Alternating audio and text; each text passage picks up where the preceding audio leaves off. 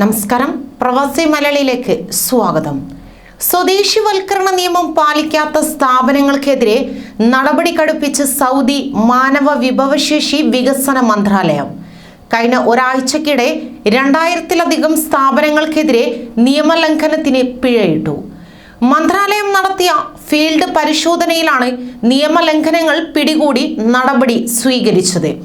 മന്ത്രാലയം നിർദ്ദേശിച്ച രീതിയിൽ സ്വദേശിവൽക്കരണം നടപ്പിലാക്കുന്നുണ്ടെന്ന് ഉറപ്പുവരുത്തുന്നതിന്റെ ഭാഗമായാണ് മന്ത്രാലയ അധികൃതർ പരിശോധന ശക്തമാക്കിയത്. രാജ്യത്തിന്റെ വിവിധ ഭാഗങ്ങളിലായി കഴിഞ്ഞ ഒരാഴ്ചക്കിടെ 1.25 ലക്ഷത്തോളം പരിശോധനകൾ പൂർത്തിയാക്കിയതായി മന്ത്രാലയ അധികൃതർ പറയുന്നു. എന്നാൽ 90% സ്ഥാപനങ്ങളും മന്ത്രാലയം നൽകിയ നിർദ്ദേശങ്ങൾ പൂർണ്ണമായും നടപ്പിൽ വരുത്തിയിട്ടുണ്ടെന്നും ഉദ്യോഗസ്ഥർ വിശദമാക്കി. സ്വദേശി അനുപാതം കർശനമായി പാലിക്കുന്നുണ്ടെന്ന് ഉറപ്പുവരുത്തുന്നതിനുള്ള മിന്നൽ പരിശോധനകൾ വരും ദിവസങ്ങളിൽ തുടരും.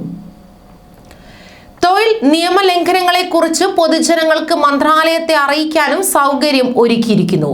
മന്ത്രാലയത്തിന്റെ ആപ്ലിക്കേഷൻ വഴിയോ ടോൾ ഫ്രീ നമ്പറായ 1991 വിളിച്ചോ വിവരങ്ങൾ കൈമാറാൻ സാധിക്കും. കൂടുതൽ വാർത്തകൾക്കായി ഈ ചാനൽ സബ്സ്ക്രൈബ് ചെയ്യുക.